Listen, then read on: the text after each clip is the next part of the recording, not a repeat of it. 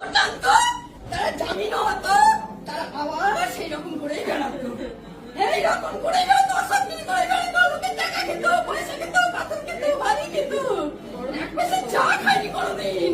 সেই মানুষকে যদি চোর বলা, এত শিক্ষিত কলেজে একটা প্রফেসর, বাংলা ডিপার্টমেন্টের হেড, তাকে বললে চোর, সে সম্মান সহ্য করতে পারে?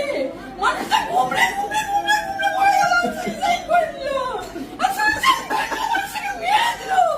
এ পার্টি দেখিনি, এ পার্টি দেখিনি, এ পার্টি দেখিনি আমরা, এ পার্টি আমরা দেখিনি কোনোদিন।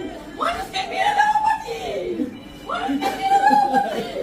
বীরভূমের রামপুরহাটে তৃণমূলের প্রাক্তন বিধায়ক তথা পশ্চিমবঙ্গ বিধানসভার প্রাক্তন ডেপুটি স্পিকার আশিস বন্দ্যোপাধ্যায়ের অস্বাভাবিক মৃত্যু ঘিরে চাঞ্চল্য ছড়িয়েছে। রবিবার সকালে রামপুরহাট শহরে নিজের বাড়ি লাগোয়া দলীয় কার্যালয় থেকে তার ঝুলন্ত দেহ উদ্ধার হয়। পাশ থেকে মিলল সুইসাইড নোট, তাতে লেখা কোনোদিনই কোনো দুর্নীতির সঙ্গে জড়িত হয়নি, সারা জীবন এক পয়সা কোনো কাজের বিনিময়ে নিইনি।